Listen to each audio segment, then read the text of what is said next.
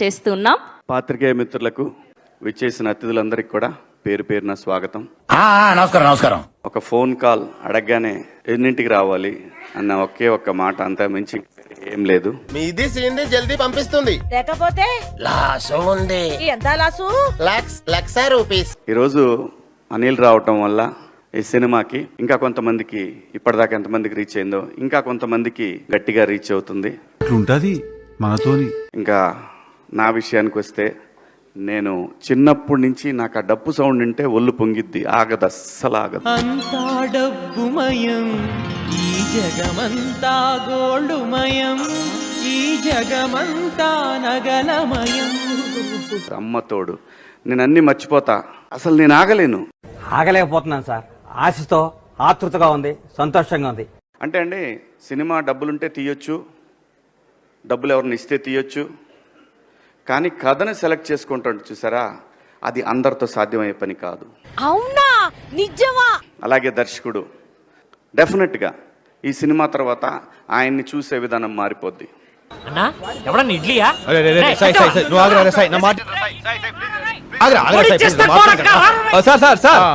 పొరపాటు ఏదైనా థియేటర్ దగ్గర వెళ్ళాలనుకుంటున్నారేమో సార్. వెళ్ళకండి సార్, ఎర్రెక్కిపోయి ఉన్నారు. కొట్టేస్తారు సార్, నా మాట వినండి సార్. ఓకే, ఆరెంజ్ లో ఉందా? అలాగే ఆయన సుబ్బారావు గారిని చూసిన మిత్రులు ఆయన్ని చూసిన, ఇదిగో ఇతను చూస్తే, ఇతను కనపడితే ఎక్కడ కనపడతాడని అడుగుతారు. ఇతను చూస్తే కోపం వస్తుంది, మీకు చంపేద్దాం అనిపిస్తుంది రేపు సినిమాలో. ఏమండి, మన దగ్గర చాలా మంది ఆర్టిస్టులు ఉన్నారండి. మీరు పాత్ర ఇచ్చి చూడండి, భారతదేశంలో ఏ నటుడికి తగ్గకుండా పనిచేసే ఆర్టిస్టులు ఇక్కడ ఉన్నారు. కరెక్ట్, ఇది కరెక్ట్ గా చెప్పావయ్యా. ఇక్కడ బోల్డ్ టాలెంట్ ఉందండి, చాలా కుప్పలు తెప్పలు టాలెంట్ ఉంది. దాచాం కుప్పలుగా ఉన్నాయి సినిమాలు. ఆ అమ్మాయి ఒక్క షాట్ మీ జీవితాంతం మర్చిపోలేరండి. ఆ అమ్మాయి చేసిన ఒక షాట్, అయ్యి బాబోయ్, అసలు మామూలుగా ఉండదు. అంత బాగుంటుందండి? బాగుంటుంది సార్, బ్రహ్మాండంగా ఉంటుందండి. పేరు ఇంకెవరన్నా మర్చిపోయానా? ఎవరిని మర్చిపోలేదు. అయన్నొద్దు, పాయింట్కి రా. ఈ అమ్మాయి గురించి కూడా చెప్పాలిగా, మళ్ళీ లాస్ట్లో లేనిపోయింది. డబ్బులు ఇచ్చినా చెప్పాలి, తప్పదు. అక్కడ స్పేస్ లేదు, స్పేస్ నేను క్రియేట్ చేసుకుని తీసుకున్నాను. చాలా బాగుందమ్మా, చాలా బాగా చేస్తున్నావు. ముఖ్యంగా నీ డ్రెస్ సెన్స్ చాలా బాగుంది. నేను జాకెట్ వేస్తా చూడు, నా జాకెట్ సైజ్ చూడకుంటే తీసేస్తా చూడు, జంకలు ఎక్కడే జారి మిఠాయా.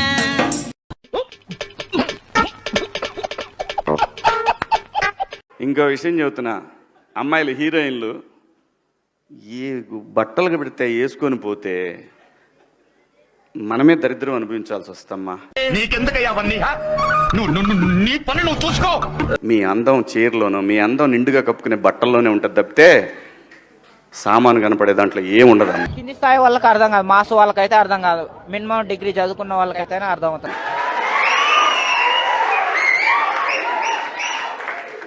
అవి వేసుకున్నంత మాత్రాన చాలా మంది చూసినప్పుడు నవ్వుతూ అంటారు, కానీ దేత్రం ఉండ ఎలాంటి బట్టలు ఎందుకు వేసుకుని, కాస్త మంచి వేసుకోవచ్చుగా. బాగుంటావు కదా అనే అనాలనిపిస్తుంది, లోపల అనలేము.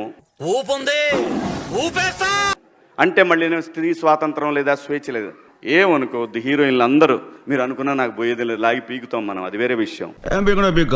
ఏంటంటున్నాడు? ఏం పీక్కుంటావో పీక్కో. గ్లామర్ అనేది ఒక దశ వరకే ఉండాలా, ఇంతవరకు ఉంటే పర్లా, అది ఇక్కడికి రాకూడదు. అది నా ఇష్టం కదా, my chai, my opinion, my feeling. I know, మీకెందుకు నెప్పి. నేనేవాళ్ళే కానీ చెప్పడానికి మళ్ళీ అందరు రేపు పొద్దున పెద్ద వాళ్ళంతా బయలుదేరతారు, మాకు స్వేచ్ఛ లేదు. ఇది రియలైజేషన్.